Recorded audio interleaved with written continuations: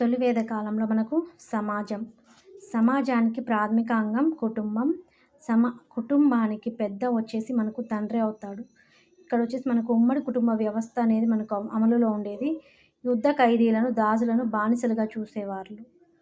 ఒకే భార్యను కలిగి ఉండడం ఆ కాలంలో సాధారణంగా ఉండేది. నెక్స్ట్ స్త్రీల స్థానం ఏ విధంగా ఉండేదంటే మనకు స్త్రీలకు గౌరవం ఉండేది. ఈ కాలంలో బాల్య వివాహాలు, సతీ సహగమనం అసలు అమలులో లేవు.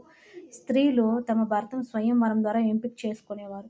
వితంతువులు తిరిగి వివాహం చేసుకునే పద్ధతి కలదు. ఈ కాలంలో స్త్రీలు వేదాలు అధ్యయనం చేసేవారు. ఆ కాలంలో మనకు వేద పండితులు, విద్యావంతులుగా పేరుగాంచిన స్త్రీలని ఎవరిగా చెప్పొచ్చు అంటే ఎగ్జాంపుల్ ఘోష, అపాల, లోపాముద్ర, ఇంద్రాణి, విశ్వవర.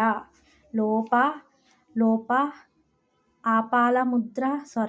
ఆపాల, లోపాముద్ర, ఘోష, ఇంద్రాణి, విశ్వవర.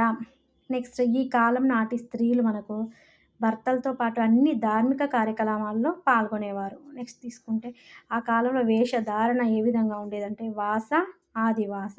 వాస అంటే ధోతి, ఆదివాస అంటే శరీరం పై భాగాన్ని కప్పేది.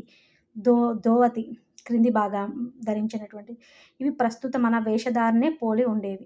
దుస్తులను అప్పట్లో వాళ్ళు బంగారు దారంతో కుట్టేవారు. స్త్రీలు చెవి రింగులు, కంఠాభరణాలు, గాజులు, కాలిపట్టీలు ధరించేవారు. తలకు నూనె రాసుకొని జడలు వేసుకునేవారు. స్త్రీలు అప్పట్లో అంటే ఇప్పుడు మనం ఈ కాలపు లేడీస్ ఏ విధంగా వేసుకుంటారో అదే టైప్లో అనుకోండి. స్త్రీలు అంటే కమ్మలు పెట్టుకునేవాళ్ళు, కంఠాభరణాలు అంటే మెడకు దండలు అలాంటివి వేసుకునేవాళ్ళు.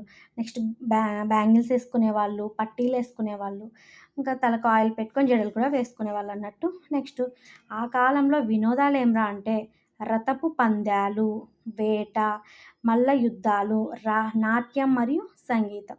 ఇక్కడ 3 రకాలైన సంగీత వాయిద్యాలు ఉపయోగించేవారు. అంటే తొలివేద కాలంలో ఎన్ని రకాల సంగీత వాయిద్యాలు యూజ్ చేసేవాళ్ళు అంటే 3 రకాలు అని చెప్పచ్చు. నెక్స్ట్ ఏమంటే ఇక్కడ విద్యకు ఎక్కువ ప్రాధాన్యం ఇచ్చే గురుకులాలు ఉండేవి. గురుకులాలు అంటే గురువు దగ్గరికే వెళ్ళేసి విద్యను అభ్యసించేవాళ్ళు అన్నట్టు. బోధన అభ్యసన ప్రక్రియలో అన్ని విద్యా సంస్థలకు పూర్తి స్వేచ్ఛ ఉండేది. నెక్స్ట్ విద్యాలయాలలో యుద్ధతంత్రం, వేదాంతం, వ్యవసాయం, పశువుల పెంపకం మరియు హస్తకళలను నేర్పేవారు. నెక్స్ట్ ఆ కాలంలో ఆహారం పంటలు ఏమిరా అంటే బియ్యం, బార్లీ, బీన్స్. బియ్యం, బార్లీ, బీన్స్ అండ్ నువ్వులు ప్రజల ఆహారం అంటే ప్రధాన ఆహారంగా తీసుకొచ్చి వారు రొట్టె, కేకులు, పాలు, వెన్న, మజ్జిగ, పండ్లు తినేవాళ్ళు. ఇక్కడ ఆర్యులు దేవుడు ఒక్కడే అని నమ్మేవారు. దేవుణ్ణి అనేక విధాలుగా ఆరాధించి చేరుకోవచ్చని నమ్మేవారు.